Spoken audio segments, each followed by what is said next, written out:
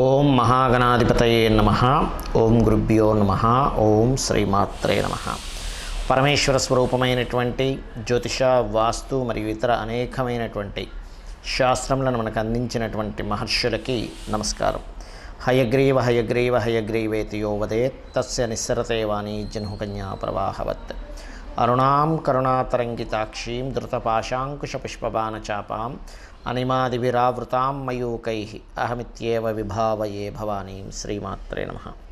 ప్రేక్షకులకి ఆ లలితాంబిక అమ్మవారి యొక్క అనుగ్రహం పరిపూర్ణంగా కలగాలని మనస్ఫూర్తిగా కోరుకుంటూ మనం ఈరోజు మార్చి ఫలితాలు ద్వాదశ రాశుల వారికి ఏ విధంగా ఉంది, ఏ విషయాల్లో జాగ్రత్త వహించాలి, ఏ విషయంలో కలిసి రానుంది, ఏ పరిహార మార్గం చేసుకోవాలి అనేటువంటిది తెలుసుకుంటూ, అదేవిధంగా ఆఖరిలో అసలు జాతక చక్రమే లేని వారు ఏ పని అవ్వాలంటే ఏ దేవతారాధన చేసుకోవాలనే విషయం కూడా నేను మీకు చెప్తాను. ఆఖరి వరకు వీడియో చూడండి. తులారాశి, తులాలగ్నము. తులవారికి గనక చూసుకున్నట్లయితే రాస్యాధిపతి అయినటువంటి శుక్రుడు చతుర్థ స్థానంలో ఉండడం వల్ల కొంత ఏదైనా భూమి మూలక, ఆస్తి మూలక లాభం ఇస్తాడు. కాకపోతే 6వ తేదీ తర్వాత నుంచి ఈ మాసంలో స్నేహితులతోని, ప్రేమ వ్యవహారాలకు సంబంధించిన అంశాల్లోని, రాజకీయ సంబంధించినటువంటి అంశాల్లోని కాస్త జాగ్రత్తగా ఉండాలి.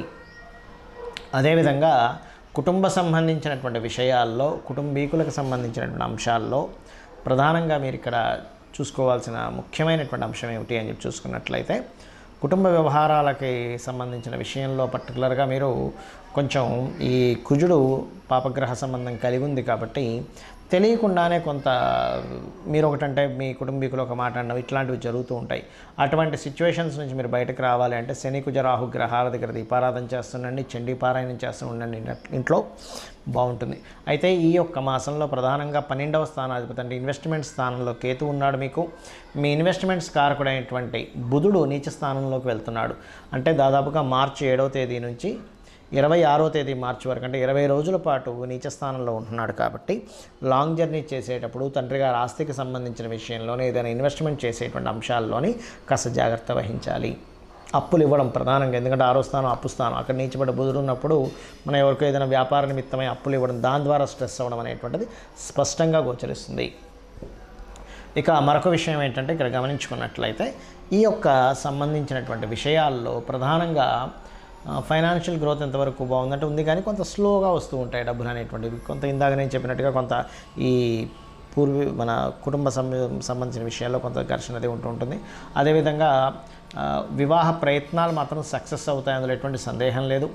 కాకపోతే ఇక్కడ కొద్దిగా ఈ శుక్రుడు ఎప్పుడైతే పంచమ స్థానంలో ఉంటూ ఈ శని, కుజ మధ్యన ఉన్నందుకు కొంచెం ఇష్టపడిన వారి వల్ల కొంత ఇబ్బంది రావడము, లేకపోతే మీ యొక్క సంతానానికి పూర్వీకుల ఆస్తులకు సంబంధించిన విషయంలో కొన్ని వివాదాలు ఏర్పడడం, ఇటువంటివి గోచరిస్తున్నాయి. అయితే ఏదైనా ఇన్వెస్ట్మెంట్ తప్పనిసరి చేయవలసి వస్తే మాత్రం విష్ణు సహస్రనామాలు చదువుకొని కాస్త పెసలు దానంగా ఇస్తూ ఇన్వెస్ట్మెంట్ చేయండి. కానీ వీలైనంత మట్టుకు 7వ తేదీ నుంచి 26వ తేదీ వరకు మాత్రం ఇన్వెస్ట్మెంట్స్ జోలికి వెళ్ళకపోవడమే అన్ని విధాలా ఉత్తమం. ఇక మీరు ఇక్కడ గమనించుకున్నట్లయితే రాజకీయ సంబంధించిన విషయాల్లోని, కొంచెం ఫ్రెండ్స్ని నమ్మి ఏదైనా చేసేటువంటి అంశాల్లోని కొంత జాగ్రత్తగా ఉండాలి. ఏదేమైనప్పటికీ కూడా రాశి మీద గురువు యొక్క దృష్టి ఉంది కాబట్టి అది కొంతవరకు మిమ్మల్ని సేవ్ చేస్తూ ఉంటుంది. ఇక మీరు చేసే ప్రయత్నాలకు సంబంధించిన విషయంలో ఎఫర్ట్స్ అనేటువంటివి కొంచెం చూసుకొని, అంటే మీ యొక్క నిర్ణయాలు, మీ యొక్క ఆలోచనల విషయంలో కొంచెం చూసి ఆలోచన చేస్తూ ఉండాలి. బట్ ఏదేమైనప్పటికీ కూడా రావాల్సిన లాభాలు పెరుగుతాయి. ఈ మాసంలో ఉద్యోగ అవకాశాలు కూడా పెరుగుతాయి.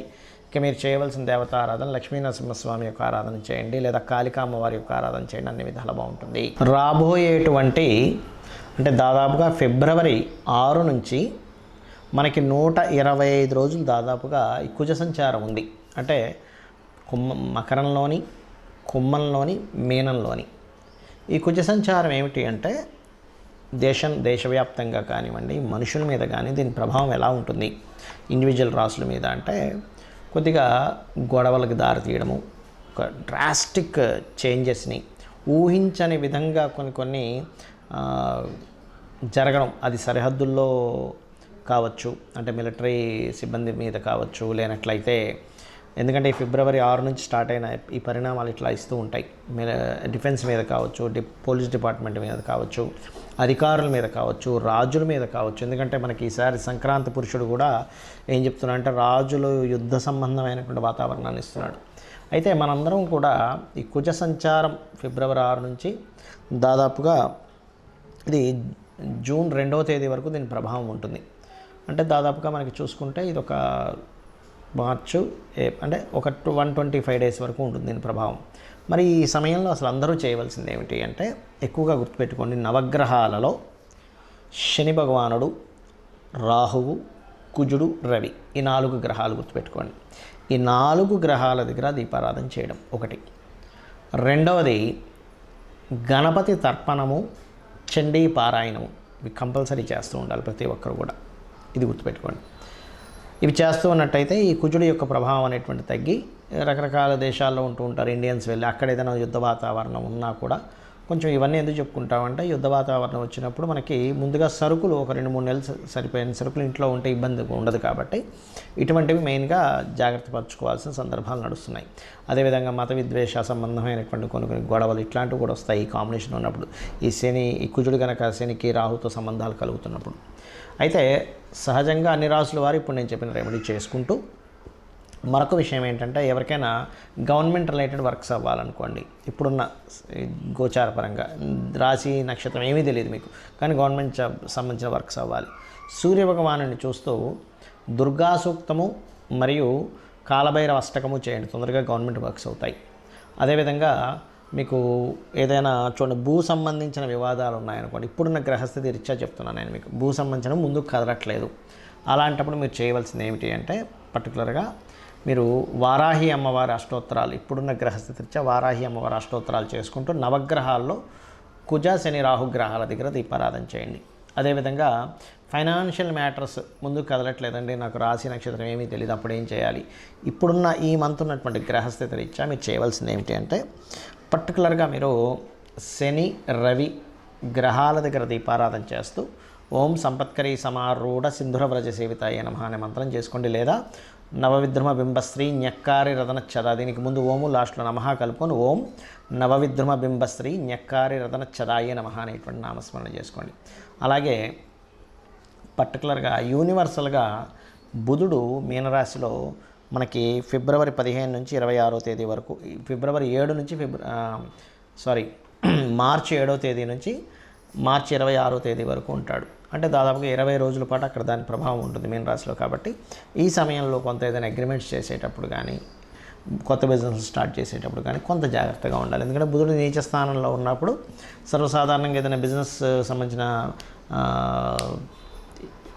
ఇవి పెట్టాలంటే కూడా, ఇంకా తప్పదు పెట్టాలంటే కూడా చాలా జాగ్రత్తగా పెట్టవలసి వస్తుంది. ఎందుకంటే బిజినెస్ కారకుడు నీచ స్థానంలో ఉన్నాడు. అందుకని కొత్త బిజినెస్ స్టార్ట్ చేయడానికి కానీ ఇటువంటి వాటికి కొంత జాగ్రత్త వహించాలి. అలాగే మరొకటి ఏంటంటే, ఇక్కడ టీచింగ్ రిలేటెడ్, ఆన్లైన్ రిలేటెడ్ సంబంధించిన టీచింగ్స్ ఇట్లాంటి వాటికైతే బాగుంది.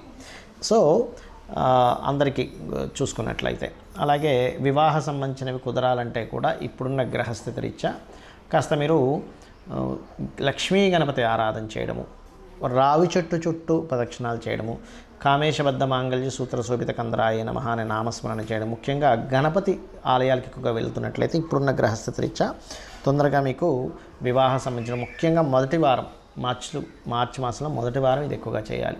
దాని తర్వాత కాస్త సూర్య భగవానుని చూస్తూ లలిత చదువుకుంటే కూడా మీకు వివాహ సంబంధించిన కుదురుతాయి. ఇది అందరికీ జనరల్గా చెప్తున్నాను.